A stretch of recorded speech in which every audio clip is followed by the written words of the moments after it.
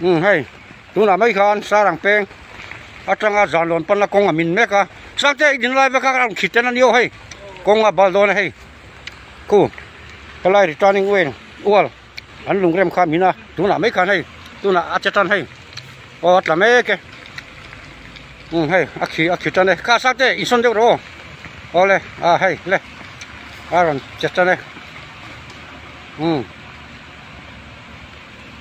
em nào hay niệm tia tiaเลยcá rồng thịt hay cá rồng thịt rau to có mà thịt hay bôi hi lốm emเลยhay là con lốm này lốm rồi hay là bắt lốm lộn mà hay lắc chỉ lộn lúng đằng ai số là chân lúng gần đằng ai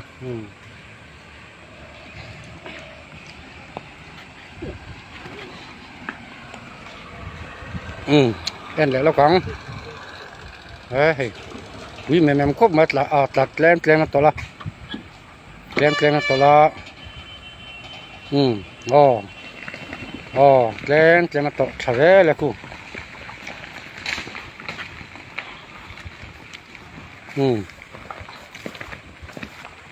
bắt xuống ta ball trap thôi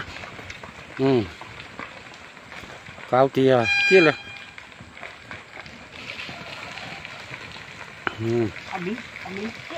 Amin trap.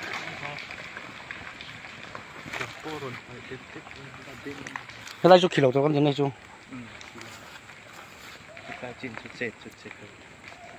Vẫn như thua mình vậy. Đã được rồi. Bắt lại ta. Vẫn như thum, đã khát lại mít sầm thum hiền, sa rang peng, bắt trăng giàn lon pan na cung. Min mẹ cái này hay. Thằng chị khám min mẹ. Hay, atlas là hay. Là group khăn lẩu ăn rồi. Video ta. Cao tia là công suất bộ.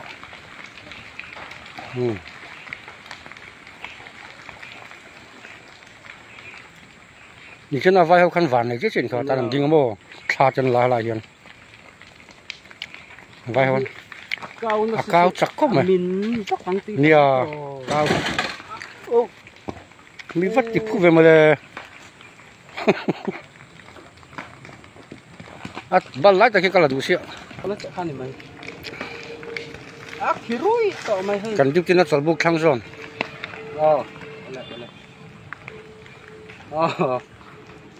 lên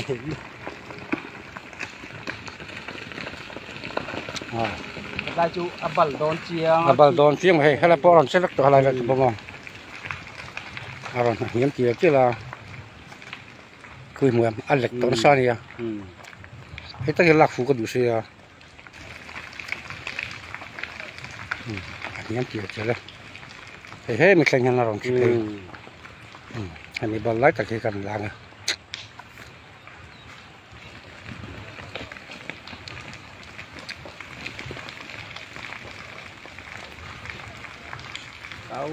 thì chỉ là một tổ đinh tahan đinh số cái con nó avan này không mấy cái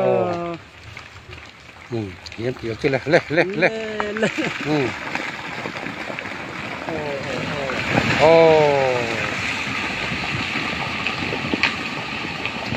hem mấy à